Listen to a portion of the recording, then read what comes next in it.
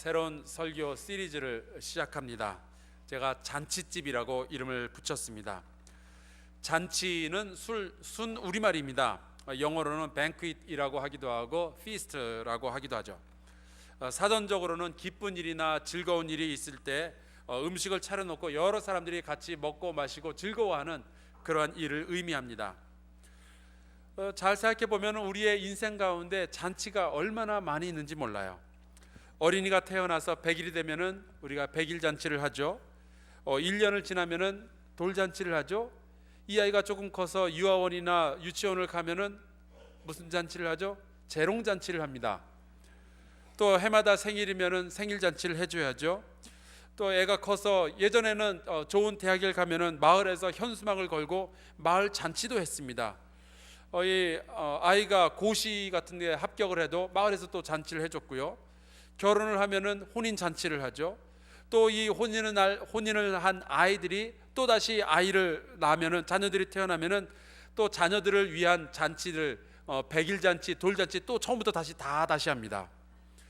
그리고 본인이 60살이 되면은 회갑 잔치를 해야죠. 70살이 되면은 칠순 잔치를 해야죠.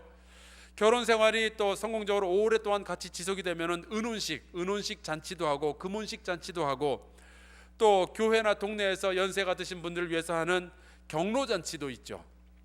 또 자신이 주인공이 아니라 다른 사람이 주인공인 그런 잔치에 초대 손님으로 찾아가는 일들도 얼마나 많이 있는지 모릅니다. 성경에도 가만히 보면은 잔치에 대한 이야기가 참 많이 나와요. 창세기 보면은 아브라함이 이삭을 얻고 또 잔치를 벌였습니다. 사사기에 보면 삼손이 잔치를 벌여서 술 거하게 마시고 사고친 이야기들 나오죠. 지난주에 말씀드렸던 욥의 아들들은 생일 때마다 잔치를 열었습니다. 또 이스라엘 왕들은 각종 국가적인 행사에 잔치를 항상 열었고요. 여러분들 잘 아시는 에스더서를 보면 에스더서는 처음부터 끝까지가 다 잔치 이야기예요. 왕의 잔치가 있고 하만의 잔치가 있고 또 에스더의 잔치가 있고 계속 잔치의 이야기로 이어져 갑니다. 신약 성경에도 잔치 이야기는 굉장히 많이 등장합니다. 예수님의 공생애는 가나의 혼인 잔치로부터 시작이 됩니다. 또 예수님은 수많은 잔치자리에 초대되시고 참여하셨습니다. 때로는 가끔 그 잔치자리가 약간 과열이 돼가지고 예수님하고 바리새인하고 싸움으로 번지는 경우들도 있었고요. 그런가 하면은 예수님의 말씀 가운데는 잔치집에 대한 그 비유가 종종 등장합니다. 어리석은 부자의 잔치, 열처녀의 잔치, 왕의 잔치, 주인의 잔치, 그리고 양을 잃어버렸던 목자의 잔치, 동전을 잃어버렸던 여인의 잔치, 잔치 얘기가 얼마나 많이 나오는지 몰라요. 그리고 신약성경의 마지막 요한계시록으로 가보면 세상의 마지막에 구원받은 주님의 백성들이 저 하늘나라에 올라가서 하나님과 함께 잔치자리에 참여하는 그러한 이야기들도 나옵니다. 저는 성경에 나오는 이 수많은 잔치의 이야기들을 묵상을 하면서 이 잔치의 이야기들이 단순히 먹고 마시고 즐기는 이야기가 아니라 인간이 경험할 수 있는 모든 인간의 생사 화복의 엑기스가 담겨져 있는 것을 제가 발견을 했습니다. 우리가 쉽게 이야기해서 100일 잔치를 하면 100일 동안의 삶을 한번 딱 매듭을 지어주는 잔치인 거예요. 돌잔치를 하면 1년 동안 살았던 그것을 한번 매듭을 져주고 기념하는 그런 잔치인 거죠. 회갑잔치는 60년을 결론 짓는 잔치입니다. 이렇게 잔치 하나에는 긴 인생의 여러 가지 스토리들이 한꺼번에 녹아져 있는 거예요. 뿐만 아니라 이 잔치 가운데는 하나님께서 우리에게 가르치시고자 하는 그 영적인 진리들이 다 한껏 농축이 되어서 담겨져 있는 것을 제가 발견했습니다. 그래서 그 성경에 나오는 수많은 잔치의 이야기들 가운데 오늘날을 살아가고 있는 우리의 삶에 꼭 적용하기 좋은 그런 메시지들을 골라서 앞으로 여러분과 9주 동안 같이 말씀을 나눌 겁니다. 우리 추수감사절 때까지 이것이 계속 가서 추수감사절 때 또한 잔치의 이야기로 매듭을 지을까 합니다. 이 설교 시리즈가 진행되는 동안에 우리 교회가 잔치집과 같이 되기를 간절히 소원합니다. 우리 교회는 잔치집이어야 돼요. 성경 안에 보면은 크리스천들의 삶은 어떤 그 초상집이나 아니면 슬픔이나 어떤 묵상하는 그러한 집이 아니라 항상 잔치집과 같이 사람들이 북적거리고 이 안에서 음식을 나누고 이 안에서 기쁨의 찬양이 넘치는 그러한 일들을 많이 했습니다. 또한 이 설교 시리즈가 진행되는 동안에 여러분들의 가정과 여러분들의 사업에 잔치를 벌릴 일들이 많이 생기시기를 주의 이름으로 축원합니다. 제가 좋아하는 잠언의 말씀 가운데 이런 것이 있어요. 고난받는 자는 그 날이 다 험악하나 마음이 즐거운 자는 항상 잔치하느니라. 잠언 15장 15절이에요. 고난 가운데서 험악한 날을 지낼 수 있죠. 우리의 인생 가운데 그런 날이 한두 번이 아니잖아요. 어쩌면 지금 이 자리에 앉아 계신 여러분들 가운데에도 고난의 그 험악한 날들을 지내고 있는 분들이 계실지 모르겠습니다. 그러나 고난받는 자는 그 날이 다 험악할지라도 마음이 즐거운 자는 잔치할 수 있는 준비가 되는 거예요. 하나님과 동행하는 사람들에게는 험악한 날이 다가올지라도 그 가운데서 잔치할 감사의 조건들을 발견하게 됩니다. 고난 가운데서도 즐거운 마음을 유지할 수가 있게 되는 거예요. 여러분들에게 그런 마음의 축복을 하나님께서 풍성하게 부어주시기를 간절히 바랍니다. 설은 잔치는 끝났다. 최영미 씨의 소설 제목이에요. 저는 이 소설을 읽으면서 그렇게 이야기했습니다. 무슨 소리? 이제 겨우 시작인데. 하나님과 함께하는 우리에게는 이제 잔치가 시작이 되고 있어요. 내 나이 60, 내 나이 70, 내 나이 80 잔치가 끝났다고요? 아닙니다. 하나님과 함께하는 그 삶은 항상 즐거운 잔치자리가 될 줄로 믿습니다. 오늘은 우리가 열왕기서 19장에 있는 엘리사의 잔치, 마을 잔치 이야기를 함께 읽었습니다. 21절에 보면은 엘리사의 잔치가 이렇게 간단하게 소개가 되고 있습니다.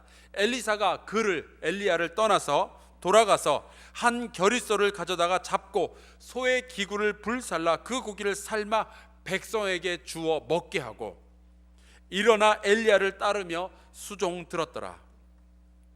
간단하게 소개가 되어 있지만요, 이 엘리사의 잔치 이야기 안에는 하나님의 부르심과 그 부르심을 향한 이 엘리사의 응답의 이야기, 그리고 그 간단한 부르심 같지만 그 배경에 들어있는 굉장히 묵직한 이야기들이 다 들어있습니다. 그리고 이 말씀을 가만히 보면은 오늘을 살아가는 우리를 향한 하나님의 도전, 하나님의 부르심의 이야기가 있고 우리가 어떻게 응답해야 되는지 성경의 가르침이 그 가운데서 나오고 있어요.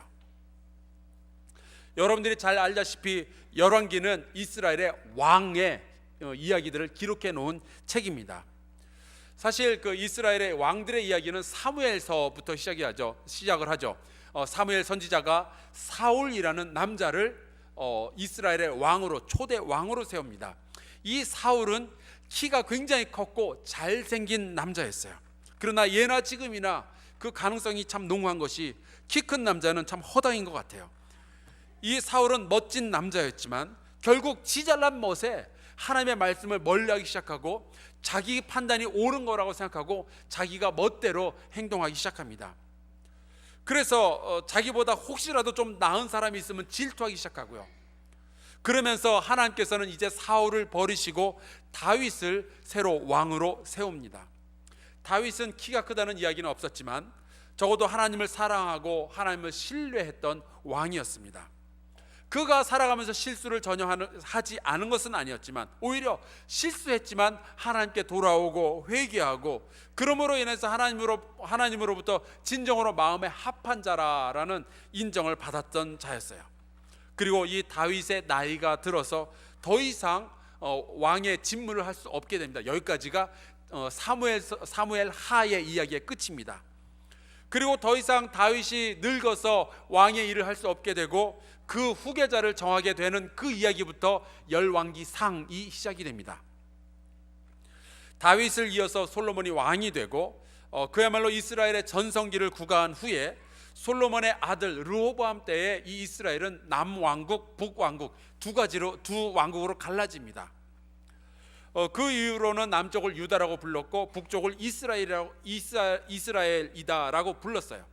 그런데 그 이후로 왕들이 나왔는데 남왕국 유다에서는 그럭저럭 좋은 왕들도 좀 나왔는데 북왕국 이스라엘은 맨날 고약한 왕들, 하나님을 거역하는 나쁜 왕들이 등장했습니다. 그 중에서 특별히 악랄했던 왕이 바로 아합 왕이었어요. 지금 보시는 이 그림은 그 아시리아의 살마네셀 3세가 세운 기념비입니다. 그 터키의 그 커크에서 발견됐다고 해서 커크 모놀리스, 커크 석비라고 부릅니다. 이 석비 안에 있는 그 내용을 읽어보면은 이스라엘의 아합 왕하고 아시리아가 전쟁을 한 그 이야기가 등장을 해요. 여기에서도 그 아합과 아시리아는 굉장히 그 사이가 좋지 않은 것으로 등장하고, 성경에서도 항상 그 두 사이는 아슬아슬했습니다. 그런데 이 못된 왕 아합보다 더 악랄한 사람이 이 이스라엘의 궁궐 안에 있었는데, 그 사람이 바로 아합의 아내 이세벨이었어요. 아주 독한 여자입니다. 이세벨은 원래 페니키아의 공주였는데 이스라엘의 아합 왕과 정략적으로 결혼을 해서 이 이스라엘의 궁궐로 왕비로 들어오게 되었어요. 이 이세벨에게는 태어날 때부터 난치병을 가지고 있었습니다. 현대 의학으로도 고치기 힘들다는 그 무서운 공주병이에요. 시집을 왔으면은 모압 여인 룻이 그랬던 것처럼 겸손하게 어머니의 백성이 나의 백성이 되고 어머니의 하나님이 나의 하나님이 될 것입니다, 그렇게 이야기를 해야지. 이세벨은 자기가 공주 시절 이 페니키아의 궁궐에서 가지고 놀던 바알과 아세라 신상들을 다 끌고 들어왔어요. 그리고서는 그 바알 신상, 아세라 신상을 그 궁궐에다 갖다 놓고 그것을 자기를 대신해서 섬길 제사장들 850명을 선별을 해서 그 우상 숭배를 하도록 도와줍니다. 옛말에 남자를 가르치지 않으면 자기 집안을 망치고 여자를 가르치지 않으면 남의 집을 망친다고 했죠. 이 여자가 딱 그랬습니다. 이 여자한테 무슨 매력이 있었는지는 모르겠지만 이 아합 왕이 이 이세벨한테 푹 빠져가지고 이 여자가 하자는 대로 다 했어요. 못된 여자, 줏대 없는 남자, 이 둘이 만나고 나니까 아주 그 나라 꼴이 아주 엉망이 된 거예요. 결국 나라가 우상 숭배로 엉망이 되어 가니까 엘리야라는 선지자가 보냄을 받습니다. 그래서 이 엘리야라는 선지자가 갈멜산에서, 유명한 이야기죠, 갈멜산에서 바알과 아세라를 섬기는 제사장 850명과 이 엘리야 혼자 850대 1의 결투를 합니다. 게임의 룰은 이거예요. 양쪽이 각자 제단을 쌓고 거기에 제물을 올려놓고 기도를 해서 불이 떨어지게 만드는 쪽이 진짜 하나님을 섬기는 쪽이다. 대결을 벌여서 당연히 엘리야가 이기죠. 그 광경을 목격했던 이스라엘 백성들이 아하, 여호와 하나님이 진짜 하나님이구나, 그것을 깨닫고 바알과 아세라를 섬겼던 850명의 이 제사장들을 다 제거하는 일을 벌이게 됩니다. 그런데요, 이 정도면은 이세벨이 자기의 죄를 뉘우치고 돌아와야 되는데 회개는커녕 오히려 엘리야를 잡아 죽이라고 체포령을 내려요. 역시 공주병은 불치에 가까운 것 같아요. 이 이세벨을 피해서 도망가는 엘리야의 이야기가 바로 이 열왕기상 19장의 전반부에 나오는 이야기입니다. 사실 엘리야는 도망가면서 너무 짜증이 났어요. 사는 게 싫었어요.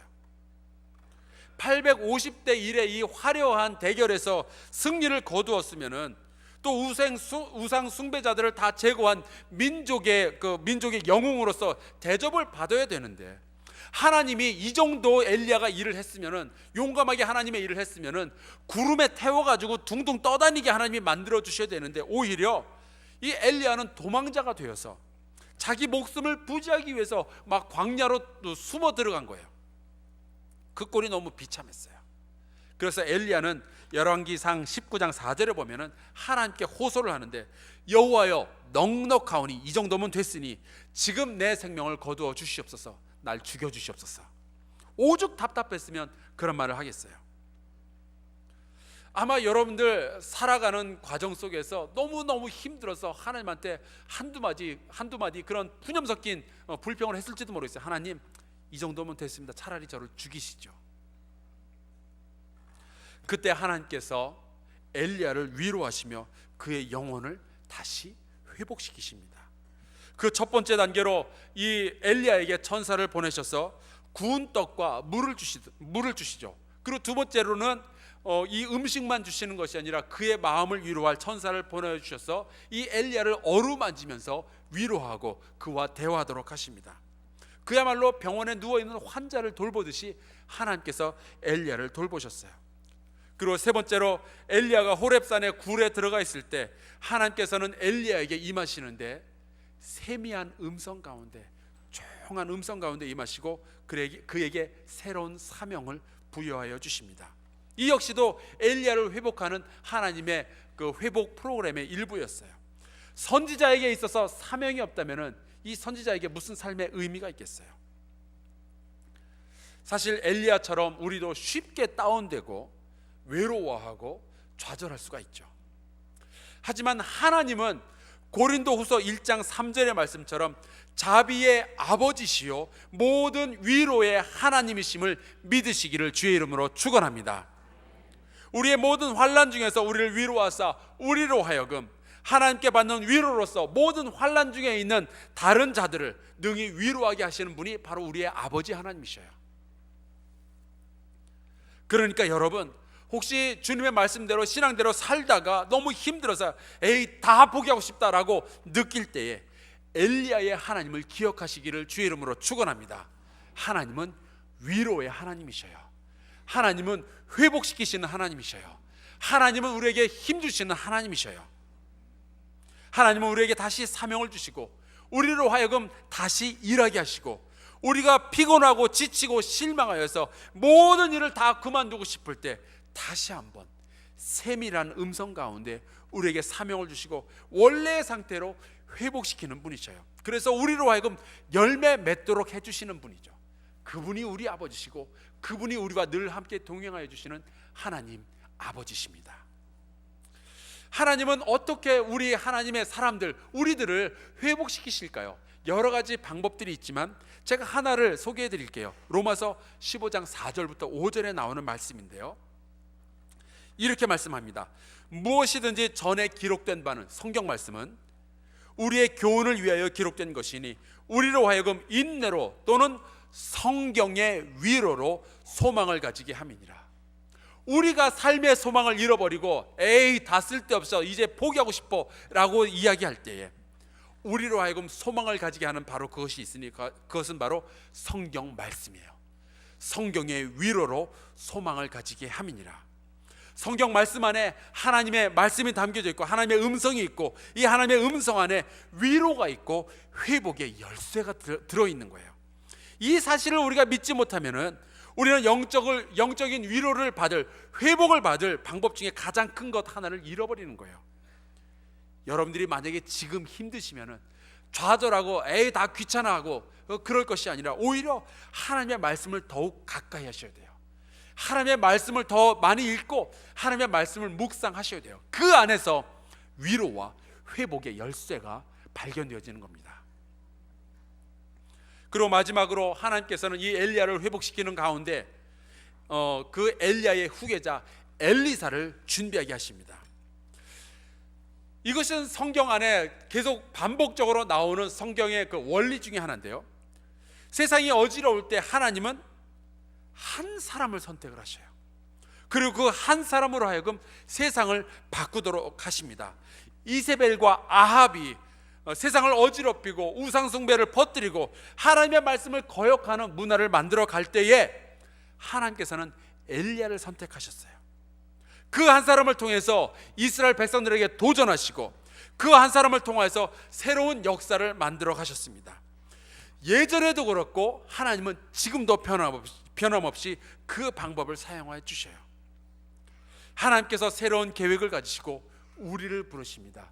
여러분, 한 사람 한 사람을 위하여서 예수 그리스도의 보혈의 피를 흘려주셨고 여러분들 한 사람 한 사람을 통하여서 여러분들의 가정을 변화시키시기를 원하시고 여러분들의 한 사람을 통하여서 우리 교회를 변화시키고 여러분들 한 사람을 통해서 이 사회를 변화시키고 여러분 한 사람을 통해서 이 나라를 변화시키셔요. 그것이 하나님께서 지금까지도 사용하시는 영적인 원리인데 오늘 우리가 읽었던 이 말씀 가운데서도 동일하게 그 원리가 적용이 됩니다. 엘리야를 통하여서 이스라엘을 변화시키셨던 하나님은 이제 엘리사를 통해서 새로운 변화를 일으키기를 원하시는 거예요.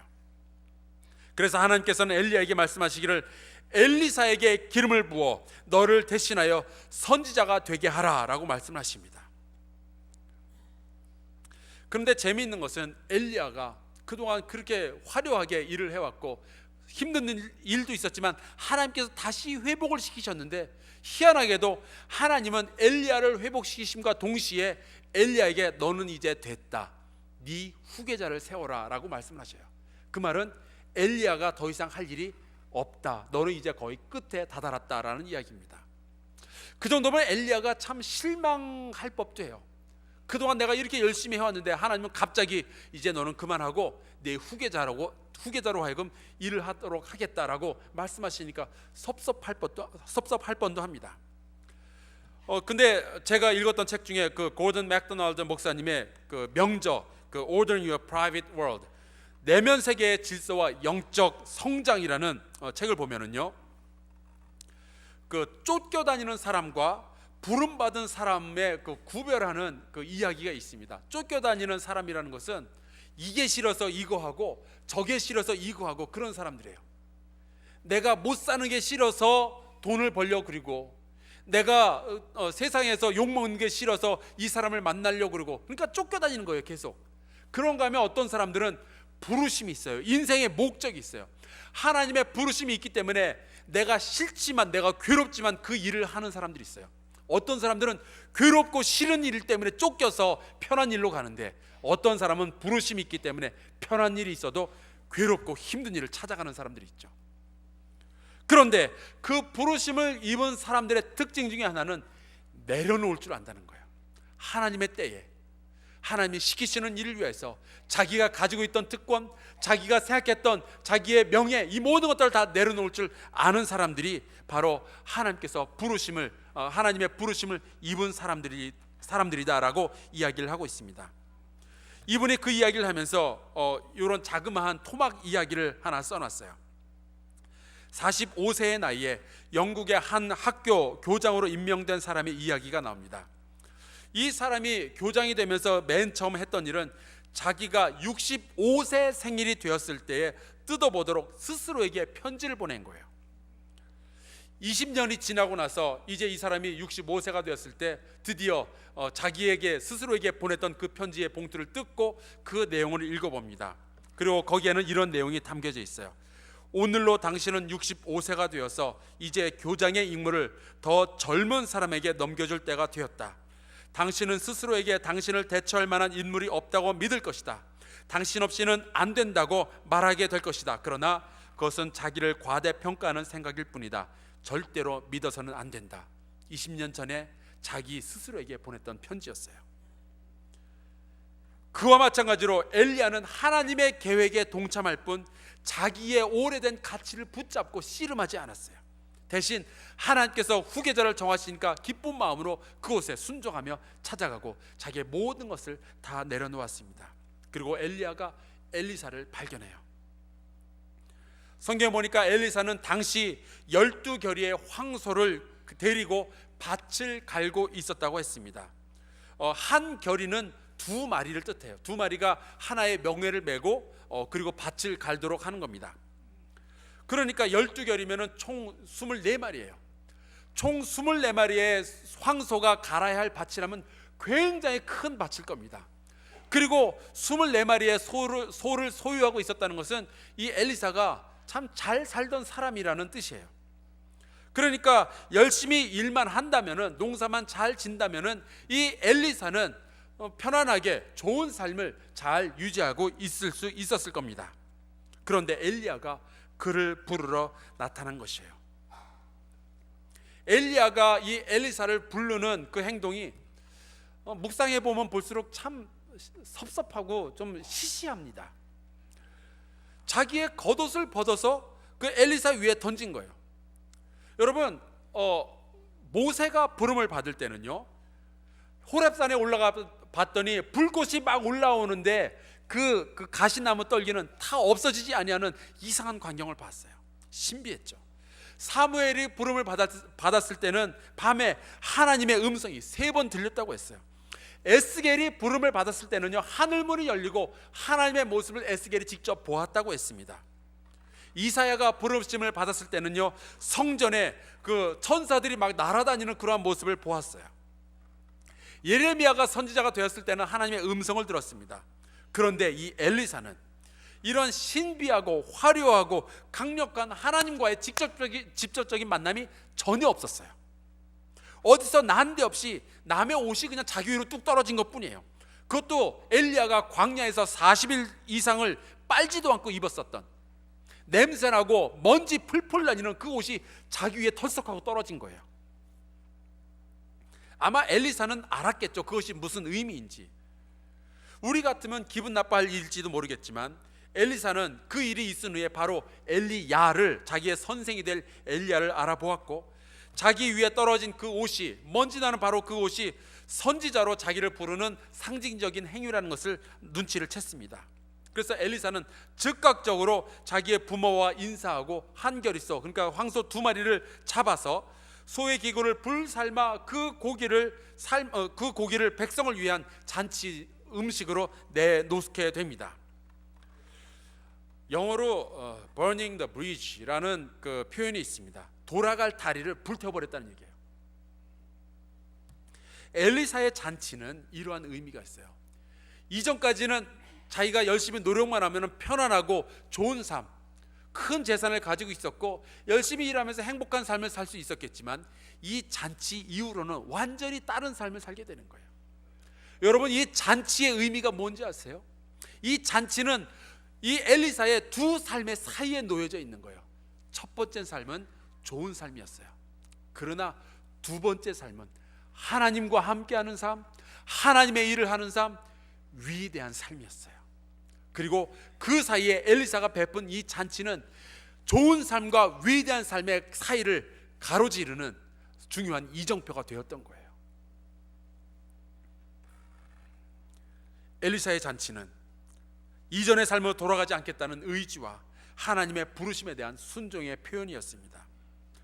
그런데 막상 이 엘리사가 선지자의 부르심을 받아서 엘리야를 따라가긴 했지만, 이 엘리사가 했던 일은 쫓아가서 이제 엘리야처럼 막 그 기적을 일으키고 그랬던 것이 아니에요.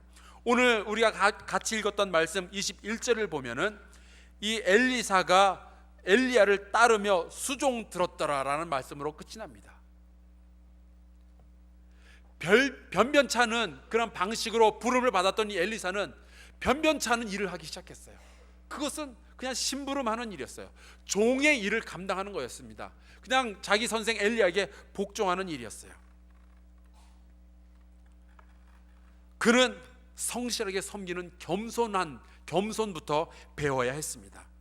하지만 이런 일을 통해서 엘리사는 엘리야가 떠난 다음, 엘리야가 불병거를 타고 하늘로 올라간 다음 이스라엘을 이끄는 리더로서 새롭게 세워지게 되었어요. 그 당시 하나님께서는 엘리야 말고도 바알에게 무릎 꿇지 아니한 7,000명의 하나님의 백성을 남겨놓으셨는데, 이 엘리사가 그 7,000명을 이끄는 그들의 리더가 되었습니다. 온전한 리더가 되기 위해서는 반드시 먼저 따르는 자가 되어야 된다는 것이 성서의 진리예요. 다른 이들에게 올바른 방향을 제시해 주기 위해서는 어떻게 올바른 방향을 제시받을지 배워야 한다는 것이 성경의 진리입니다. 엘리사는 그 모든 과정을 다 거쳤어요. 놀라운 것은 엘리사는 다른 예언자들처럼 화려하고 신비한 경험을 통하지 못하고 단순하고 평범하고 어찌 보면은 구질구질한 제자로서의 부르심을 먼저 받았지만 순종하였기에 결국 그는 구약의 역사상 가장 많은 기적을 베풀고 가장 위대한 예언자로서 일하게 되었습니다. 엘리야가 구약을 대표하는 예언자였다면 엘리사는 그의 2배의 영감을 받았던 사람이었어요. 어떤 사람은 아주 어마어마하게 시작을 했지만 그냥 평범한 선지자로서의 삶을 살았어요. 그러나 엘리사는 아주 평범하고 어찌 보면 시시하게 시작했지만 그의 마지막은 어마어마한 하나님의 일을 하게 되었습니다. 저는 엘리사의 이야기가 너무 좋아요. 왜냐하면 그것은 바로 우리의 이야기이기 때문이기도 해요. 굉장히 많은 사람들이 하나님의 부르심을 받았을 때 뭔가 하늘에서 불이 뚝 떨어지거나 아니면 내 가슴 속에서 이상한 일이 일어나거나 내가 큰 병고침을 받거나 내가 환상을 보거나 뭔가 신비한 일이 내게 일어났을 때 그제서야 아, 내가 하나님의 부르심을 좀 받았나 보다 라고 생각하는 경우들이 있어요. 그러나 하나님의 음성은 세밀하게 엘리야에게 오셨고, 하나님의 음성은 먼지 풀풀 나는 엘리야의 옷을 통해서 엘리사에게 전달되어졌습니다. 신비한 일은 일어나지 않았어요. 그러나 그 가운데 하나님의 부르심은 분명하게 있었던 거예요. 굉장히 많은 크리스찬들이 신비한 일이 내게 일어나기까지 하나님의 음성에 응답하지 아니하고 기다리고만 있어요. 그러나 하나님은 그렇게도 부르시지만 굉장히 평이한 일에서 우리를 부르셔요.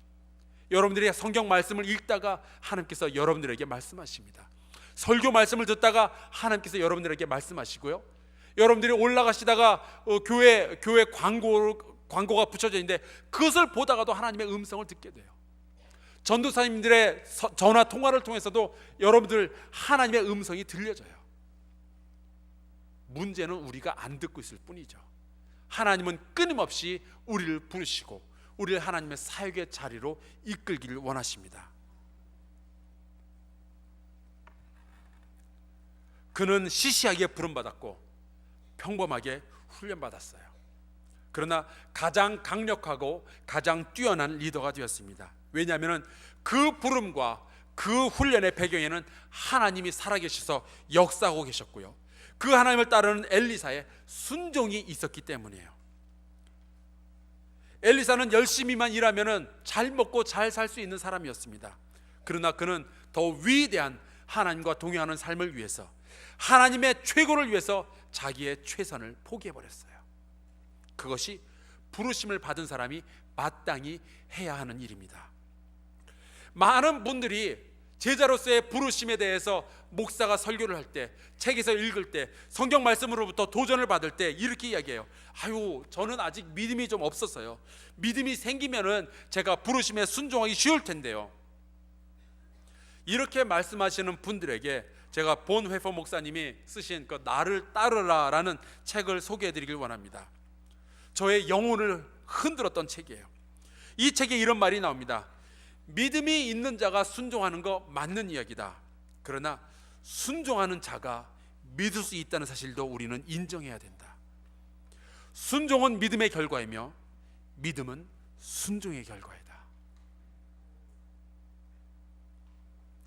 오늘 하나님께서 여러분들을 예수 그리스도의 제자로 부르십니다. 특별히 여러분들이 한사랑교회에 등록을 하였고 한사랑교회의 성도가 되었다면 하나님께서는 끊임없이 여러분들을 그리스도의 제자로 부르고 있다는 사실을 명심하시기 바랍니다. 이제 G2G 아카데미를 통해서 하나님은 여러분들을 훈련시키기를 원하십니다. 이제 금요일 밤마다 로마서 강해를 통해서 하나님은 여러분들에게 말씀하시고 여러분들을 하나님의 위대한 계획에 동참할 그 사람으로 훈련시키기를 원하셔요. 공교롭게도 다음 주부터 양천 지방 연합 성회가 있는데 그 주제가 제자 그 거룩한 부르심이에요. 여러분들 하나님의 음성이 들리지 않아요? 끊임없이 여러분들을 이끄시고 여러분들을 훈련시키셔서 하나님의 위대한 일을 하시겠다는 하나님의 마음이 느껴지지 않으세요? 우리 믿음의 선배들이 있어요. 우리 믿음의 선배들의 뒤를 이어서 이 교회를 부흥시키고 이 사회를 변화시키고 전 세계에 주님의 복음을 전하기 위해서 하나님은 우리를 부르고 계셔요. 이제 우리가 엘리사의 잔치를 벌여야 할 때가 아닌가요?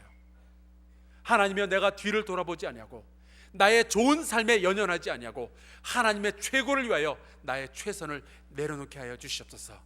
엘리사의 잔치를 벌여야 할 때가 지금 이 때가 아닌가요?